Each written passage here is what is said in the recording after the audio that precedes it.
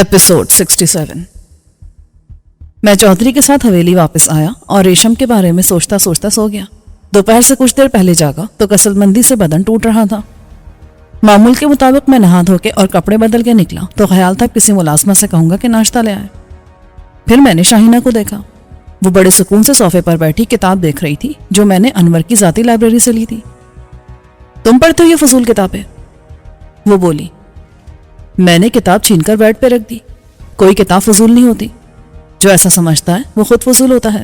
तुम यहाँ क्या कर रही हो? उसके सुकून में फर्क नहीं पड़ा। मैं अगर ये कहूं कि सिर्फ तुम्हें देखने, तुमसे मिलने और तुमसे बातें करने आई हूं तो मैं कहूंगा कि प्लीज गेट आउट। कितने अफसोस की बात है कि तुम पढ़े लिखे होके खवातीन के साथ इस लहजे में बात करते हो। देखो शाहीना, मेरा मुंह मत खुलवाओ। मैं जानता हूं कि तुम खवातीन की कौन सी किस्म से ताल्लुक रखती हो। ये लिबास और ये मेकअप देखकर कोई कह सकता है कि तुम्हारा शौहर अभी कुछ दिन पहले मारा गया है? मरा है। उसने मेरी तस्दीक की। बहुत दुख होता है तुम जैसे सब तंग नजर और मर्दानगी के जुम्मे मुब्तला मर्दों को कि एक बेवा ने अच्छे कपड़े पहनना और मेकअप करना नहीं छोड़ा। उसे तो बदहाल गलीज नजर आना चाहिए और मैले कपड़ों पर रहना चाहिए। लगता उसे कोई गमी नहीं, उसे कोई दुख नहीं है। अच्छा फजूल बातें मत करो, मुझे पता है तुम कितनी दुखी हो। वाकई में बिल्कुल भी दुखी नहीं हूं। कौन सा सुख हासिल था मुझे जब वो मेरा सरताज था? कितनी इज्जत थी मेरी। ये सब मैं सुन चुका हूं। तुम्हारे रंग ढंग अनवर को भी पसंद नहीं। इससे एक शक को तकवीयत मिलती है कि अकबर को मैंने कत्ल किया है। अगर मैं तुम्हारे सामने कहूं हाँ, मैंने बहुत सोच समझ के फैसला किया था और बिल्कुल आखिरी वक्त में, वरना मेरी जिल्लत, गुलामी और जिस्मानी इस्तेसाल का दौर लौट आता। मैं पलके झपकाए बगैर उसे देखता रहा। शायद ये सिर्फ मेरा शक नहीं, दूसरे भी यही महसूस करते होंगे, मगर उनका ज्यादा शक अनवर पर है। राइट? मेरा ख्याल है कि मैं उसे बुला लूं, वो भी सुन लो तुम्हारी गौर अफशानी। वो हंसी। कहाँ से बुला लोगे? वो गया है अब्बा जी के लिए शहर से कुछ दवाएं और सामान लेने, डॉक्टर जलाली के साथ, और चौधरी साहब सो रहे हैं और उन्होंने मुझे यहाँ भेजा है। बैठ जाओ। मैं बैठ गया। चौधरी साहब ने भेजा है तुम्हें? पर क्यों? सुबह मेरे वालिद तशरीफ लाए थे, काफी देर बैठे रहे मगर तुम सो रहे थे। बातें दोनों भाइयों के दरमियान हुई, मैं भी सुन रही थी। मसला तुम्हारा ही था, तुम्हारी रेशम का। मैंने भी अपनी राय दी। फिर क्या फैसला हुआ? फैसला भी पता चल जाएगा तुम्हें। एक बात बता दूं कि चाचा जी और अब्बा जी ने यह मामला मुझ पर छोड़ दिया है, इसलिए कि रेशम को यहां से निकलवाने वाली भी तुम थी। तुम ही ने उन्हें कायल किया होगा कि उसे हवेली में नहीं होना चाहिए। हाँ, मैं यही चाहती थी। उसकी मौजूदगी से तुम्हें क्या खतरा लाहक था? वो खतरा थी मेरी बहन के मुस्तकबिल के लिए, और उसके आने से पहले ये मेरी जिम्मेदारी थी कि मैं हालात और मामलात को ठीक कर लूं, और ये मेरी वजह से ही हुआ कि उसे दरगाह पर पहुंचा दिया गया। वरना और बहुत कुछ हो सकता था जो बहुत बुरा होता। ये अच्छा हुआ उसके साथ क्या? मैं बरहमी से बोला। तुम बहुत प्यार करते हो उससे? हाँ, वरना परेशान क्यों होता? लेकिन उससे शादी पर तैयार नहीं थे तुम। प्यार क्या बहन से नहीं होता, मां से नहीं होता? लेकिन तुम्हारे दिमाग पर तो बस एक ही तरह का प्यार सवार है। उस हैवानी जज्बे के सिवा तुम्हारे नजदीक प्यार का कोई और मफहूम नहीं। बहुत दुख है मुझे इस बात का कि तुमने मुझे नहीं समझा। गलत फहमी है तुम्हारी। शायद किसी और ने तुम्हें ऐसे ना समझा हो जैसे मैंने समझा। सांप से डरते सब हैं, मगर जिसको सांप डस चुका हो। सलीम, मैं मोहब्बत करती हूँ तुमसे, ये सच है। बकवास बंद करो अपनी और चली जाओ यहां से। मैं अब तुम्हारे किसी चक्कर में आने वाला नहीं हूं। एकदम उसकी आंखों में आंसू आ गए। मुझे मालूम था कि तुम मुझ पर एतबार नहीं करोगे। ये मालूम नहीं था कि तुम इतनी नफरत करते हो मुझसे, इतना बुरा समझते हो। तुम्हारी कसम, मैंने आज तक किसी और की तरफ नजर उठा के नहीं देखा, लेकिन तुम्हें जब पहली बार देखा था उसी वक्त से मैं वो ना रही थी जो थी। ऐसा पहले कभी महसूस नहीं किया मैंने। खुदा के लिए शाहीना, मुझे बख्श दो। मैं इतनी बुरी औरत नहीं हूं सलीम, सिर्फ जाहिर के रूप पर मत जाओ। शायद मैं इतनी खूबसूरत नहीं हूं, लेकिन मैं तुम्हारे लिए क्या महसूस करती हूँ, कैसे जज्बात रखती हूँ, इसका अंदाजा तुम कर ही नहीं सकते। मुझे ऐसे मत ठुकराओ। तुम पागल हो गई हो। हाँ, तुम्हारी मोहब्बत ने मुझे पागल कर दिया है। आंसू मुसलसल उसके गालों पर बहते रहे। मेरे जैसा जुआरी देखा है तुमने कहीं? मैंने तुम्हें पाने के लिए अपने सुहाग को दांव पर लगा दिया, मगर मैं कुछ नहीं कर सकता तुम्हारे लिए। कर सकते हो, सब कुछ कर सकते हो। तुम मुझसे शादी कर सकते हो। शादी? तुमसे? मैं सदमे से सुन हो गया। सब हो सकता है अगर तुम चाहो, میں سب کو منا لوں گی اور میری محبت کوئی گھاٹے کا سودا نہیں ہوگی. اتنی محبت کوئی عورت نہیں دے سکتی تمہیں, اور میرے ساتھ وہ سب بھی تمہارا ہوگا جو میرا ہے. میں نے اپنا سر پکڑ لیا. شاہینہ, سب جانتے ہیں کہ میں نورین کو کتنا چاہتا ہوں. کسی اور کے بارے میں سوچنا بھی گناہ ہے میرے لیے. نورین کہاں ہے؟ نورین صرف تمہارے دماغ میں ہے, اور وہ ہوتی کوئی زندہ عورت تب بھی میں اسے تمہارے ساتھ قبول کرتی, جیسے روزینہ کے ساتھ ریشم کو قبول کر رہا تھا انور. اچانک میری نظروں کے سامنے جیسے سورج آ گیا. میرے حواس پر بجلی سے گری اور میرے اعصاب شل ہو گئے. میں نے بڑے چودھری کو دروازے میں کھڑا دیکھا. وہ نہ جانے کب سے وہاں موجود تھا اور اس کے ہاتھ میں بندوق تھی. میرا خون خشک ہو گیا. میرے کان بندوق کی گولی کا دھماکہ سننے کے لیے تیار ہو گئے, لیکن گولی کے دھماکے کے بجائے میرے کانوں نے چودھری کی آواز سنی جو مجھ سے پوچھ رہا تھا, اور تجھے پتا ہے کچھ؟ یہ انور اتنا لمبا کدھر نکل گیا اس ڈاکٹر کے ساتھ؟ مجھے کوئی اندازہ نہیں کہ میرے چہرے کی رنگت اور مردنی نے کس حد تک میرے راز جرم کو افشا کیا. چنانچہ شاہینہ کی آواز نے جیسے مجھے ایک دم توانائی کا انجیکشن لگا دیا. معلوم نہیں کیسے اس نے اپنے اعصاب اور حواس پر قابو رکھا. وہ ابھی تک آیا نہیں ابا جی, بہت دیر کر دی اس نے. ہاں, میں نے سوچا یہ ڈاکٹر اتنا اصرار کر رہا ہے تو چلو آج شکار کے بہانے باہر نکلوں, کام تو اتنا لمبا نہیں تھا. میں نے شاہینہ کی طرف دیکھا. اس کی زرلم مسکراہٹ میری بزدلی اور کمزوری کا مذاق اڑاتی محسوس ہو رہی تھی.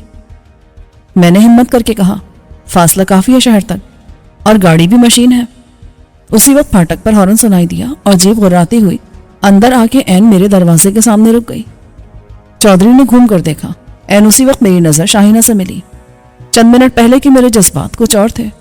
شاہینہ کا اعتماد اور حوصلہ دو چند ہو گیا تھا. چودھری نے اس کے اور میری ملاقات کو بد اعتمادی سے نہیں دیکھا تھا. انور کے بعد چودھری نے بھی شاہینہ کی بغاوت سے سمجھوتا کر لیا تھا. وہ لاوارث اور کمزور نہیں تھی. اس کے پیچھے پیر صاحب کی جذباتی حمایت تھی اور آنے والی بہن کی حمایت تھی جو حویلی کی مالکن بن کے آ رہی تھی. چودھری کو شک ہی نہیں ہوا کہ ہم گھر کے مسئلے کے علاوہ کسی اور معاملے پر بات کر رہے تھے. وہ کوئی اور بات کیے بغیر ڈاکٹر کی طرف گیا اور بحث میں الجھ گیا. او یار, مجھ سے کہا تھا کہ شکار پر جانا ہے اور خود نکل گیا آوارہ گردی کرنے. جلالی مسکرا دیا. آپ کے لیے کچھ دوائیں ضروری تھیں, وہ آسانی سے نہیں مل رہی تھیں. خیر, ابھی کون سی دیر ہوئی ہے, چلیں. شاہینہ ایک دم اٹھی اور دروازے میں رک کے پلٹی. اس کے لبوں پر بڑی شاطرانہ مسکراہٹ تھی. میری بات نہیں مانو گے تو نقصان میں رہو گے, اس نے کہا اور نکل گئی. اسی وقت انور اندر آیا. یہ کیوں آئی تھی تمہارے پاس؟ بہتر ہوگا تو اسی سے پوچھ لیتا. میری سمجھ میں نہیں آتا کہ اس سازشی عورت کا کیا کروں. پہلے ہی مجھ پر الزام ہے کہ میں نے بھائی کو قتل کیا, ورنہ میں اسے قتل کر دیتا. تو کچھ نہیں کر سکتا انور, تو ایک بزدل آدمی ہے, بزدل اور بے وقوف. تو نے 1 سال اپنے ہی بھائی کی قید میں گزار دیا. تو اس کے عزائم کا اندازہ نہیں کر سکا. 7 سال تو جلا وطن رہا, لوٹ کر پھر وہیں آ گیا جہاں سے چلا تھا, اور وہی بن گیا جو تیرا اصل تھا. تیرا علم ضائع ہو گیا. تو مجھے بتا میں کیا کروں؟ میں بتاؤں گا اور تو مانے گا؟ کیا اب تو انکار کر سکتا ہے کہ تجھے روزینہ قبول نہیں؟ کہہ سکتا کہ میرا اس سے کوئی رشتہ نہیں ہے, اور جس نکاح نامے کے روز سے وہ میری بیوی بنی وہ جعلی ہے, کاغذ کا ایک پرزہ ہے, اس پر دستخط تک نہیں ہے روزینہ کے, اور میرا اس سے نکاح کبھی ہوا نہیں. انکار کر دوں؟ ہاں, انکار کر دے, اس سے پہلے کہ وہ انکار کرے. مرد بن الو کے پٹھے, کھڑا ہو جا سینہ تان کے سب کے سامنے, اور ریشم سے شادی کر لے. کیا بگاڑ دے گا کوئی تیرا؟ بڑے چودھری صاحب کا اب صرف نام رہ گیا ہے, وہ سانس بھی مشکل سے لے رہے ہیں. اس پیر کا داخلہ بند کر دے اس حویلی میں, اور شاہینہ کو بند کر دے اسی کے کمرے میں. اس کا سب سے رابطہ ختم کر دے, یا اسے بھیج دے باپ کے گھر. کر سکتا تو یہ سب؟ نہیں, میں یہ سب نہیں کر سکتا. پھر میں تجھے خبردار کر رہا ہوں, شاہینہ ناگن ہے. تو نے اس کا پھن نہ کچلا تو وہ تجھے ڈس لے گی, اور مجھے بھی. تیری اس سے کیا دشمنی؟ یہ بھی میں آج بتا رہا ہوں تجھے. شاہینہ نے خود مجھ سے کہا ہے آج, ابھی تیرے آنے سے پہلے, کہ میں اس سے شادی کر لوں. انور بری طرح چونکا. وہ ایک دم کھڑا ہوا اور پھر بیٹھ گیا. نہیں, تو بکواس کرتا ہے, ایسا نہیں ہو سکتا. یہ کوئی نئی بات نہیں ہے, بہت دن سے وہ میرے پیچھے پڑی ہوئی ہے, کہتی ہے کہ اسے محبت ہو گئی ہے مجھ سے. انور کا چہرہ سرخ ہو گیا. اور اسی لیے اکبر کا قتل کیا تھا اس نے؟ تو یہی ثابت کرنا چاہتا ہے؟ نہیں, وہ نفرت اس کے دل میں بہت پرانی تھی. اکبر اسے بہت ذلیل کرتا تھا, مگر اسے چھوڑتا اس لیے نہیں تھا کہ وہ اپنے باپ کی آدھی جائیداد کی مالک تھی. اکبر بدکار تھا, ہر خادمہ اور پسند آنے والی ہر لڑکی یا عورت سے تعلقات استوار کر لیتا تھا۔ ریشم بھی اسے پسند آ گئی تھی اور موقع ملتا تو وہ اس سے شادی بھی کر لیتا۔ دوسری شادی سے کون روکتا اسے؟ یہ سب بھابھی نے بتایا تجھے؟ ہاں، اس نے اعتراف کیا میرے سامنے کہ اکبر آزاد ہو جاتا تو اس کی آزادی ختم ہو جاتی، اس کے ساتھ پھر وہی دن رات کی ذلت کا سلوک ہوتا۔ وہ بے بسی سے اکبر کو دوسری عورتوں کے ساتھ راتیں گزارتے دیکھتی اور کچھ نہ کر پاتی۔ شراب کے نشے میں دھت ہو کے وہ اچھے برے کی تمیز کھو بیٹھتا تھا۔ یہ نہیں دیکھتا تھا کہ عورت کون ہے، کیسی ہے، سب اس کے لیے برابر ہوتی تھی۔ یہ شاہینہ کے لیے بہت سخت عذاب تھا، اور سب سے خطرناک بات یہ تھی کہ اکبر نے شاہینہ کو قتل کرنے کا سوچ لیا تھا۔ کیا اس نے شاہینہ کو دھمکی دی تھی؟ اس نے نشے میں بک دیا تھا کہ قتل کر کے میں تیری بہن سے شادی کروں گا۔ وہی تھی میری منگیتر، ایک ساتھ دو بہنوں کو نہیں رکھ سکتا، ورنہ تیری سوکن بناتا تیری ہی بہن کو، اور جب تو نہ ہوگی تو ساری جائیداد کی مالک ہوگی روزینہ۔ تیرا باپ مرے گا تو اس کی زمین جائیداد سب مجھے ملے گی۔ یا میرے اللہ، پھر تو ٹھیک ہی کیا شاہینہ نے۔ ہاں، اس نے ایک تیر سے دو شکار کیے، اکبر سے نجات حاصل کی اور سزا تجھے دی۔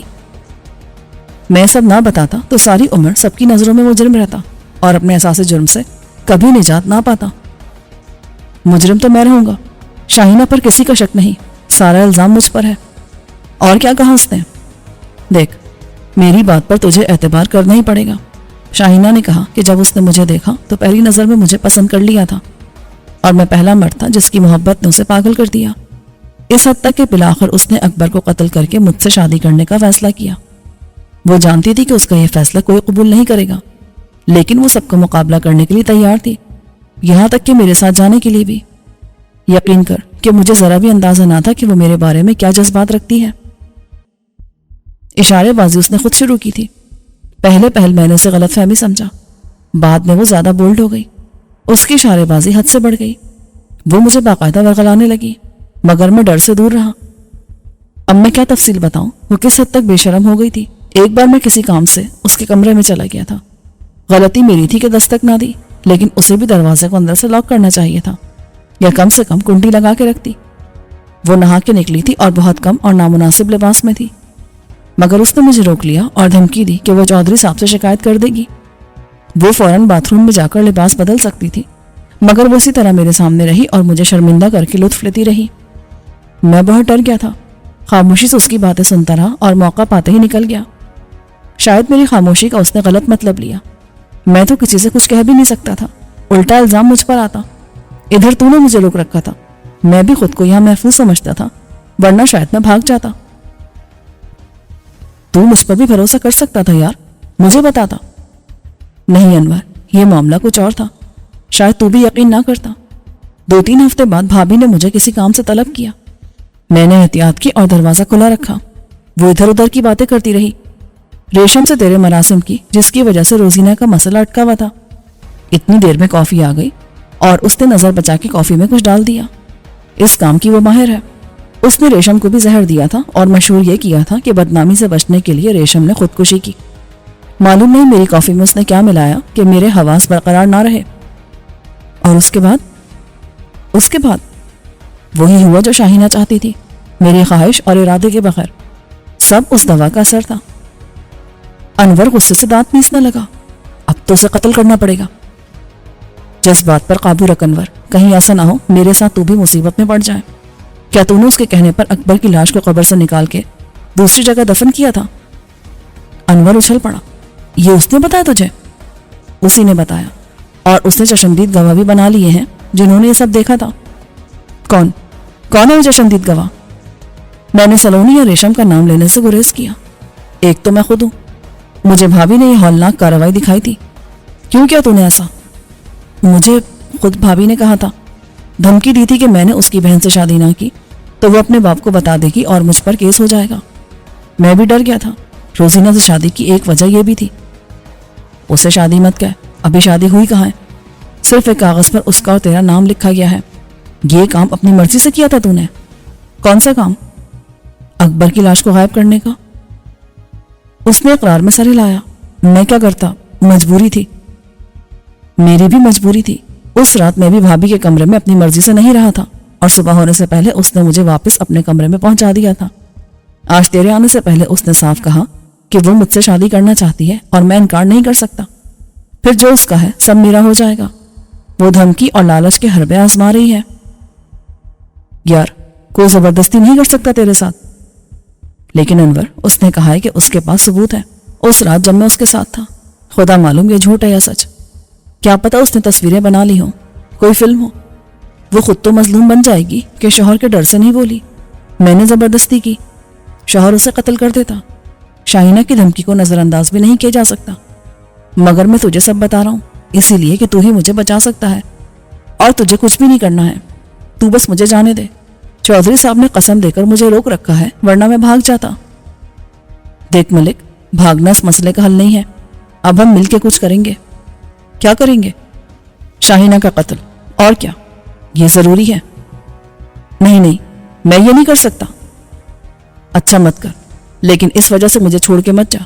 شاہینہ کا بندوبست میں اکیلا ہی کر لوں گا، اب مجھے سب بتا دیا ہے تو نے، تو یہ ضروری ہو گیا ہے، تو پریشان مت ہو۔ یہ کہہ کر انور باہر نکل گیا۔ میں بہت دیر تک سوچتا رہا، کیا یہ سب انور کو بتا کے میں نے اپنی مشکل آسان کی ہے یا معاملے کو مزید الجھا دیا ہے؟ کیا انور واقعی اتنی ہمت رکھتا ہے کہ شاہینہ کو ٹھکانے لگا سکے؟ اس طرح کے کسی پر شک نہ جائے، نہ اس پر نہ مجھ پر۔ شاہینہ کے پیچھے اس کے باپ کی قوت بھی ہے، وہ صرف پیری نہیں، مریدوں کی ایک مافیا کا سربراہ بھی ہے۔ اس رات میں دروازے کو اندر سے لاک کر کے سویا۔ مجھے یاد تھا کہ کسی بہانے شاہینہ اندر نہ آ جائے یا مجھے کسی سے اٹھوا نہ لے۔ یقیناً اس حویلی کے اندر بھی اس کے اشارے پر چلنے والے جانثار تھے۔ وہ حویلی کی بڑی بہو تھی اور پیر صاحب کی بڑی بیٹی۔ اس کے پاس دولت کی طاقت بھی تھی اور اختیار بھی۔ یہ ہو سکتا تھا کہ حویلی کے درجنوں ملازموں میں سے کچھ اس کے باپ کے مرید ہوں، جو اس کے اشارے پر جان بھی دے سکتے ہوں اور لے بھی سکتے ہوں۔ صبح میں نے شاہینہ کو ہر روز سے زیادہ مستعد اور خوش دیکھا۔ اب وہ بلا جھجک رنگین لباس پہن رہی تھی اور میک اپ بھی کر رہی تھی۔ میری شامت اعمال نے شاہینہ کو ایک اور موقع فراہم کر دیا۔ اس رات کھانے کی میز پر انور کچھ اپسٹ تھا۔ کھانے کے بعد وہ میرے کمرے میں آ گیا تو میں نے پوچھا، کوئی نئی بات ہوئی ہے؟ ہاں، وہ جو نکاح نامہ بنا تھا وہ میں نے بڑی احتیاط سے اپنی الماری میں رکھا تھا، اب وہ نہیں مل رہا۔ کہاں چلا گیا؟ تجھے کیا شک ہے؟ نکاح نامہ غائب کیا گیا ہے، اور شک ہے مجھے سلونی پر بھی اور ریشم پر بھی۔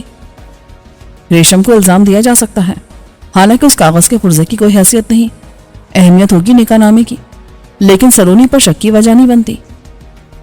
جس طرح وہ گئی ہے اسے میں فرار سمجھتا ہوں۔ اس نے مجھے بائی پاس کر کے ان سب سے اجازت لے لی جو اس کا وجود حویلی میں محض برداشت کر رہے تھے۔ اسے لانے والا تو میں تھا، مجھے پتہ نہ چلا۔ یہ بے وقوفی تھی اس کی اگر وہ نکاح نامہ لے گئی۔ نہیں یار، مجھے تیرا شک بے سبب لگتا ہے۔ تو ناراض نہ ہو تو میں ایک بات کہوں؟ بول۔ غصہ آئے گا تجھے۔ میرا خیال ہے کہ سلونی نے یہ کام کیا ہے تو کسی اور کے کہنے پر۔ کس کے کہنے پر؟ روزینہ کے کہنے پر۔ یا روزینہ خود وہ نکاح نامہ لے گئی جاتے وقت۔ تو چاہے نہ مان میری بات، لیکن روزینہ اس زبردستی کے نکاح سے کبھی خوش نہیں ہوگی۔ تو میری صافگوئی کا برا مانے گا، لیکن دوست حقیقت کو سمجھ۔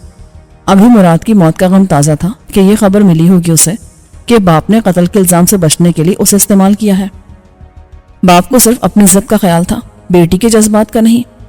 روزینہ کے دل پہ کیا بیتی ہوگی میں سمجھتا ہوں۔